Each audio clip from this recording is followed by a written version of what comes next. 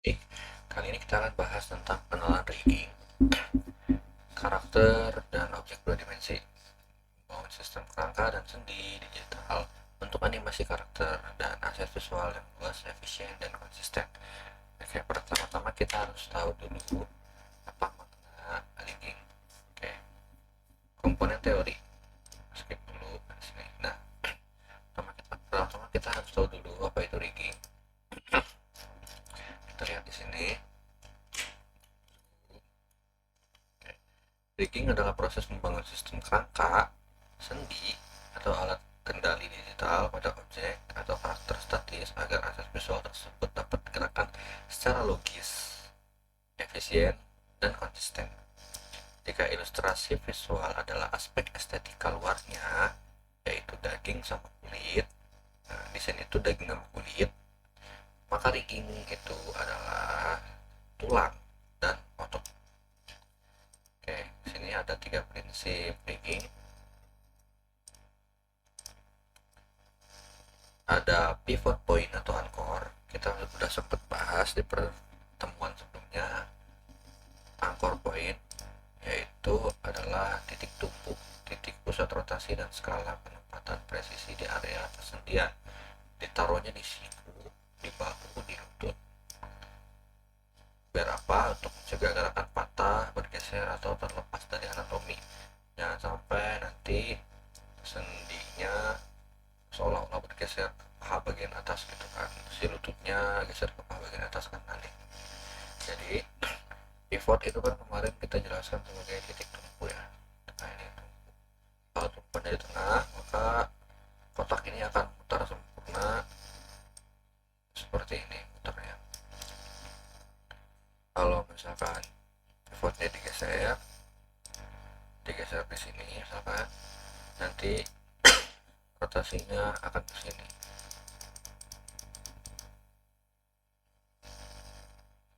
Iya, ini. Jadi pivot itu titik tumpu ya. Jadi fungsinya sebagai sendi kalau di tubuh kita. Oke, fungsi anchor point pada anatomi adalah sebagai sendi. Jadi hmm, misalkan kita bikin tangan, di sini ada bagian lengannya, nah di sini siku, di sini baru ke jari-jari misalkan. Nah, maka anchor point atau pivot itu harus ada di setiap sendi atau di sambungan tubuh kita. Kalau di sini, maka anchor pointnya ada di sini, ada di sini, dan di sini. Begitu juga jari-jari ya. Di setiap sendinya harus ada pivot atau anchor point. Jadi nanti nggak bakal ada kasus si misalkan ini bagian sini masih ada sikunya di sini, siku di sini, tapi sambungan tangan lengannya ke sini. Ini kan nggak nyambung, harusnya kan nyambung di siku di sini. Jadi fungsinya anchor point dia akan seperti itu.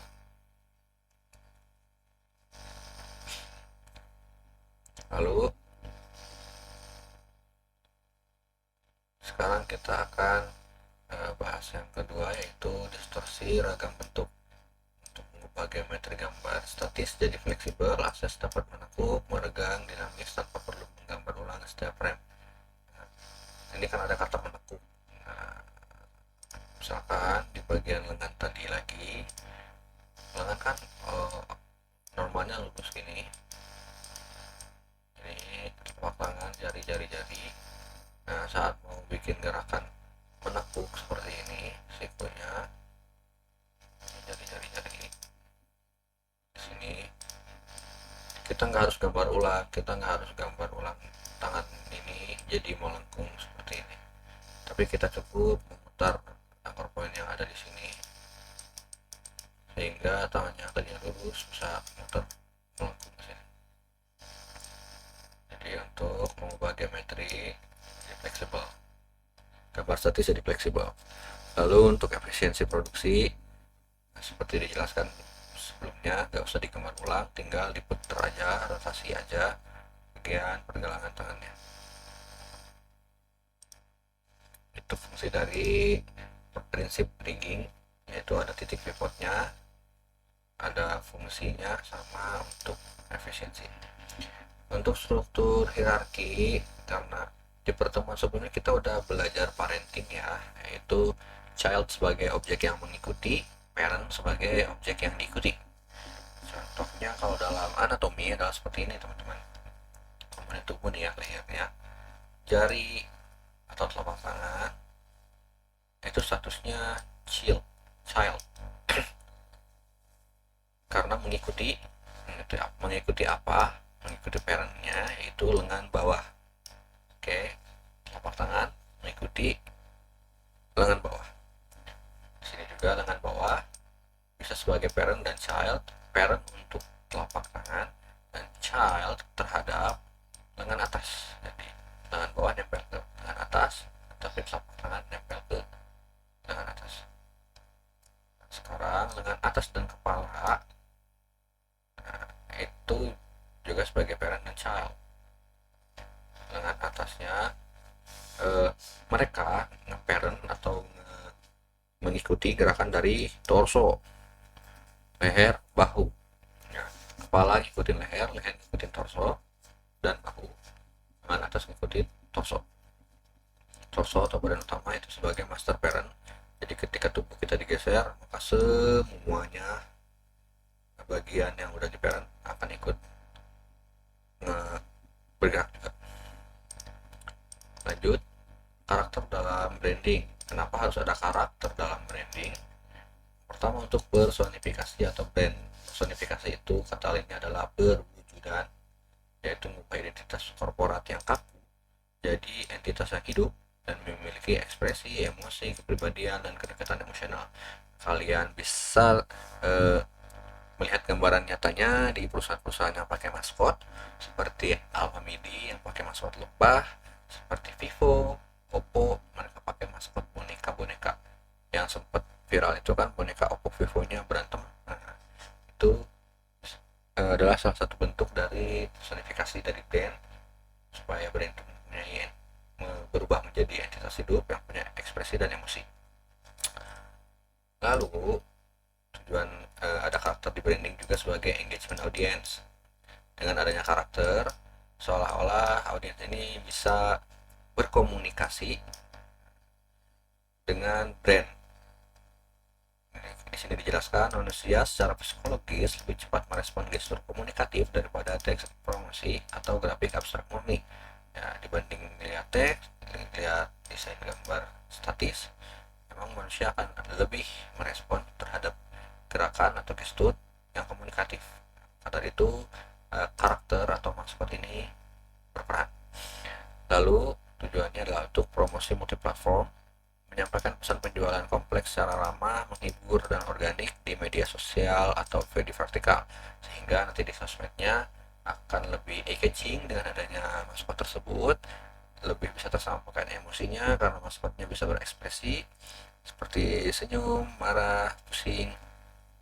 Jadi audiens bisa merasakan emosi dari pesan itu melalui ekspresi maskot, tidak hanya melalui teks-teks saja yang jelas. Teks itu bisa multitafsir ya teman-teman. Oke, selanjutnya adalah komponen prakteknya. Di sini kita akan mulai dari alur kerja strukturnya, pembuatan rigging, animasi sederhana, pakai After Effects seperti biasa. Kalau memungkinkan kita pakai papat sama pintul. Dan utamanya kita akan belajar tentang anchor point-nya dulu dan parenting-nya. Kita lihat di workflow-nya. Di sini kita persiapan asetnya dulu dari Illustrator atau Photoshop. Di sini saya sudah siapkan satu karakter yang akan kita rigging. Nah, ini namanya si Arya. Oke, bisa dulu. Lanjut lagi ke workflow-nya. Yang kedua, kita import dan anchor point-nya disesuaikan. Lalu di pinning, puppet pinning ini optional ya, kita lihat aja nanti waktunya apakah cukup untuk pakai puppet atau kita pakai rigging biasa dulu. Selanjutnya keyframing, tentu aja keyframing buat menggerakkan karakternya. Oke, persiapan aset. Nah, nanti layernya harus kita pisah-pisah dulu, harus dipecah ya aset karakter benda mati. Mulai dari kepala, badan, tangan, dan kaki semuanya harus dipisah-pisah di layer yang berbeda.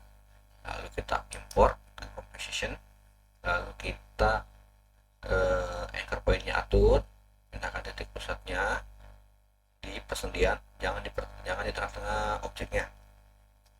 Lalu equip atau menggunakan sebelah hierarki layer child atau anak ke layer induk atau parent yang sesuai. Equip tuh yang logonya kayak Naruto gitu ya, pusaran-pusaran ini. Nanti ini ada layer, di sini ada pick whip, nanti layer kedua, sini ada pick whip, kita tarik pick whipnya ke layer yang dituju sebagai parent. Ini parentnya yang ditarik itu childnya ya, child yang ditarik, child mengikuti parent. Oke, next. Nah, pengalaman puppet. Nah, ini puppet, efek puppet mesh deform. Nanti kita coba praktek. Animasinya kita jangan lupa kita pakai easing ya. Animation and ease, simulasi distorsi. Kita coba follow through, overlapping. Nah, smooth transition pakai ease. Oke. Untuk brief-briefnya kita mulai praktekkan di After Effects. After Effects.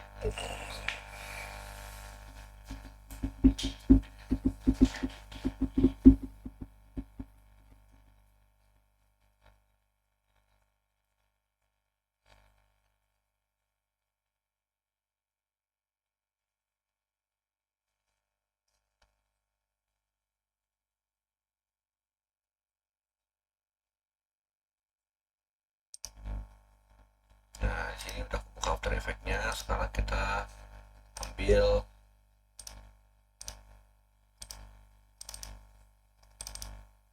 objeknya, tarik ke After Effects, file ilustratornya atau file PNG dari anggota tubuh karakter yang akan kalian buat.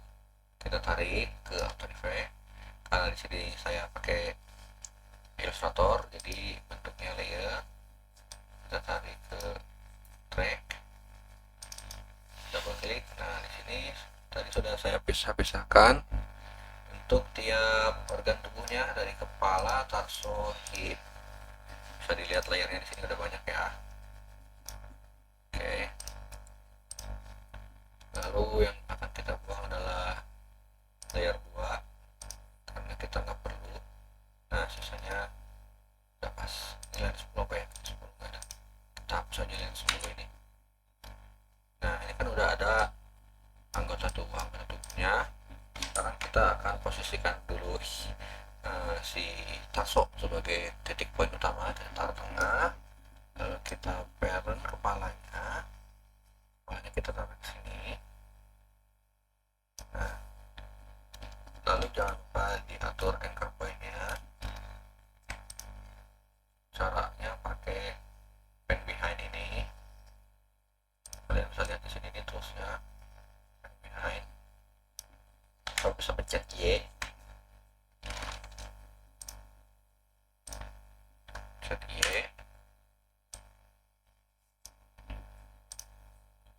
Kita pakai pen behind aja.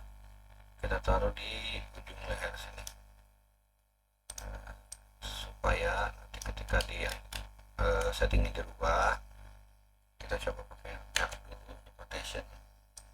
Nah, dia kabur tuh pada bawah ini. Ini agak menyeramkan ya karena nggak pas, tapi kita pakai cepet aja, yang penting teman-teman bisa paham konsepnya. Oke.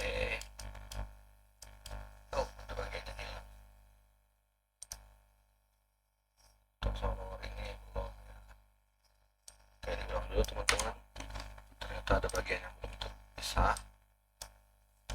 Solo ini harusnya di layer 10, ini namanya pinggul. Pinggulnya di sini. Nah, pinggulnya udah pisah. Kita ulang dari drag file illustratornya ke sini. Oke, double klik, hilangkan layer 2. Terus sebagai bagian utama, kepalanya mengikuti. Kita pakai NBH tool, tarik anchor point-nya ke leher paling bawah. Kita tes dengan rotation R, ter, oke, aman. Kita lakukan hal yang sama dengan bagian tubuh yang lainnya. Nah, ini pinggulnya, terus jangan lupa balikin ke selection biasa. Pinggulnya di sini kita parent pinggul ini, parentnya di sini ya, jangan lupa ya, ini yang bibnya kita ambil pinggulnya ke tarso, berarti pinggulnya ke tarso. Lalu kepala juga kita langsung ke tarso ya, kepala bib ke tarso. Nah, kita kepala pinggulnya udah nempel, ini betisnya tempel juga, betisnya udah nempel, taruh di bawah pinggul aja. Oke, si betis ini tumpuannya kita ubah dengan pencet Y, lalu anchor point-nya tumpuannya kita ubah di sini. Balik ke selection tool biasa, kita atur betis, maksudnya paha ya. Kita atur paha yang sebelahnya, taruh di bawah pinggul, pencet Y lagi, atur anchor point-nya taruh sini, pencet V, balik lagi, lalu ini betis, baru ini betis taruh di sini, pencet Y lagi, pindahin anchor point-nya di sini. Jadi kita fokus ke anchor point-nya dulu ya, sama posisinya V sini, pencet Y lagi, anchor point-nya di sini. Oke, lalu sekarang pencet V lagi, sepatu taruh sini, pencet Y, anchor point-nya taruh sini, pencet V, sepatunya pindah. Oke, Y dulu, anchor point-nya taruh sini, sepatu kirinya taruh di belakang kaki, di atas ya, di atas apa gitu, balik di atas betis kiri. Oke, sekarang tangannya pencet V, tangan, ups, bahu, lengan kali ya, enggak, bukan lengan. Nah, ini lengannya salah nih.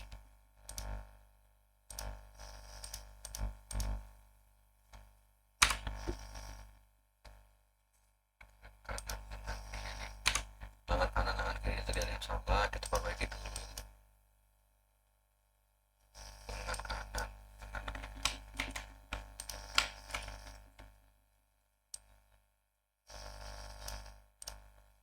seperti itu. You can identify my very early in the previous by the application they want to have information different name.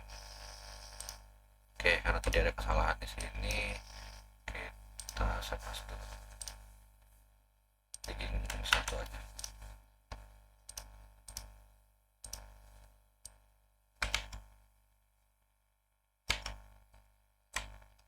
Masukin lagi,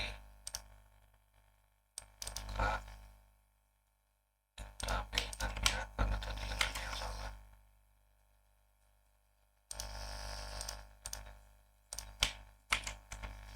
Nah, oke, sekarang lengannya udah bisa.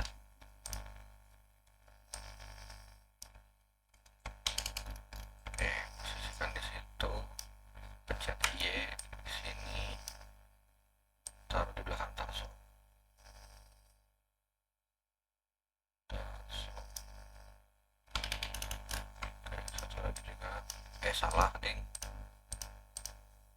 ini dulu dong bahunya dulu, pundak, pundaknya taruh sini, pundaknya taruh sini, tangannya tangan kiri taruh sini, tangan kanan taruh sini. Nah, tangan di bawah.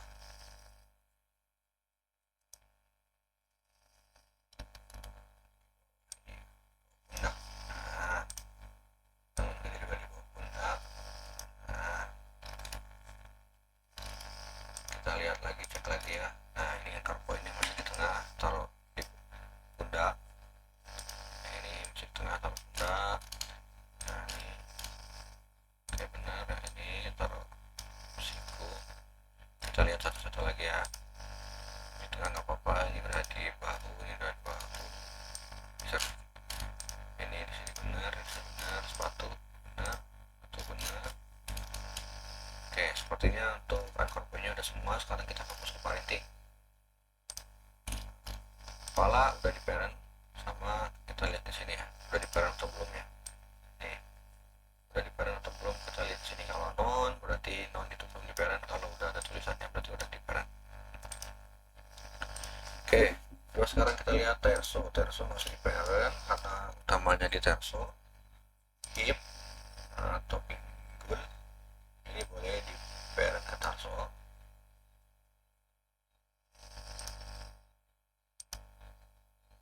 Ini pinggulnya beda. Ini kita parent ke tarso. Kita parent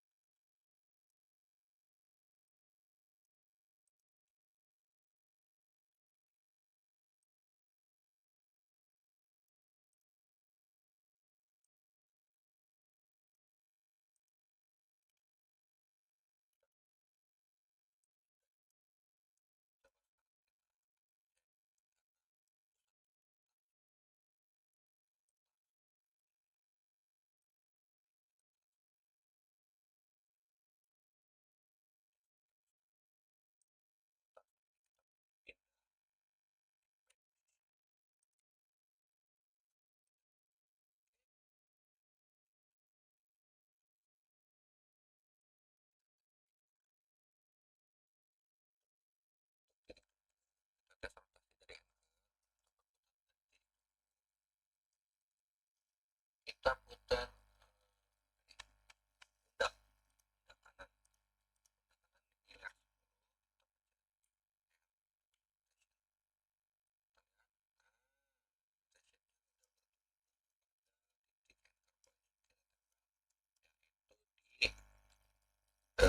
Pas di bahunya ya.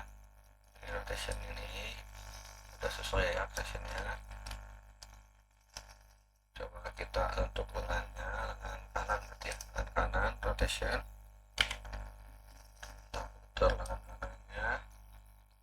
Nah, ya kok ngeri sih, kayaknya kebalik nih tangannya. Sedikit kan. Transform, flip, transform, flip, presently. Nah, gitu harusnya. Ini juga transform, flip, presently. Enggak juga sih. Oke, coba kita pundak lagi. Pundak kita cek lagi apakah anchor point-nya udah tepat. Cek R rotation.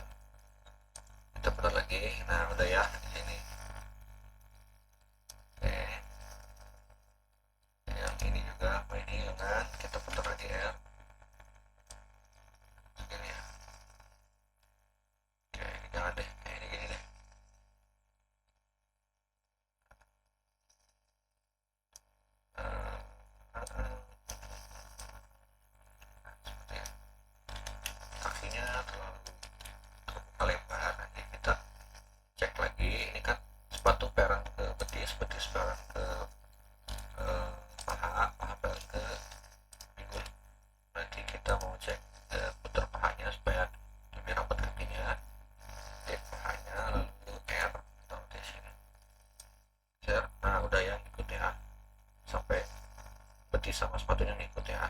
Itu udah benar. Ya, sekarang coba kita akan buat gerakan sederhana dan untuk lambaikan tangan. Nah, ingat After Effects dalam menggerakkan objek itu harus pakai yang namanya keyframe. Keyframe itu adalah titik-titik yang ada di bagian sini teman-teman. Nanti titiknya ada di layar teman-teman pilih dan di durasi yang teman-teman pilih. Untuk penanda keyframe-nya teman-teman ingat pakai nyalain logo stopwatch di sini sebagai untuk penanda keyframe. Oke, kita mulai. Mungkin dari lambaian tangan kanan dulu. Kita reset dulu nih dari bawah.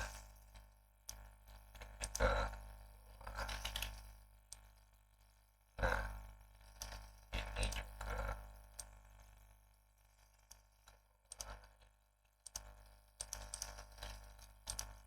kelihatan.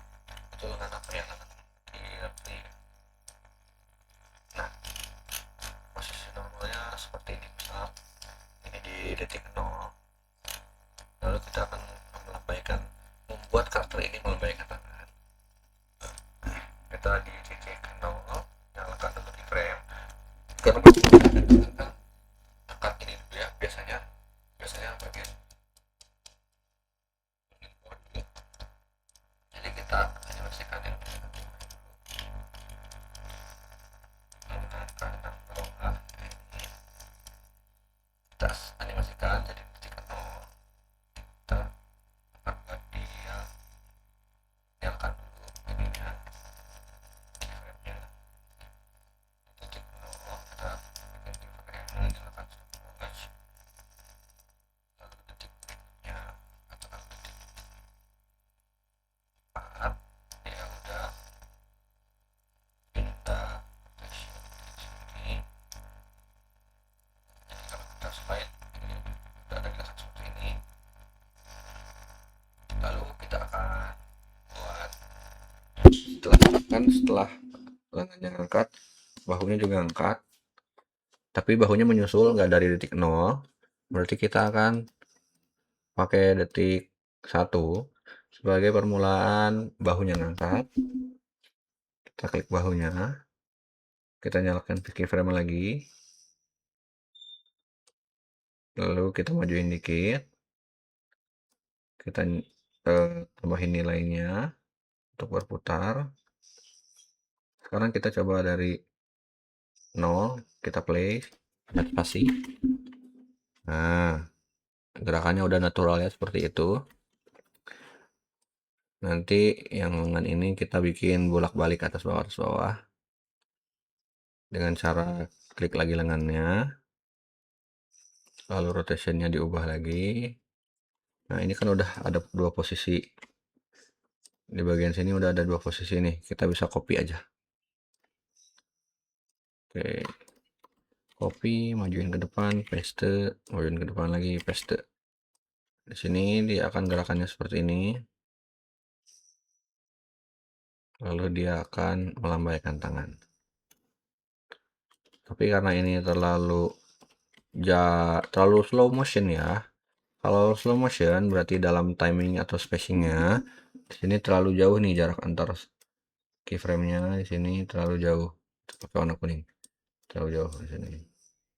Kalian perhatiin ke daerah sini nih, terlalu jauh jarak antar spacingnya. Maka dari itu gerakannya melambat. Jadi supaya gerakannya cepat, kita persingkat jarak spacingnya. Oke, kita rapetin.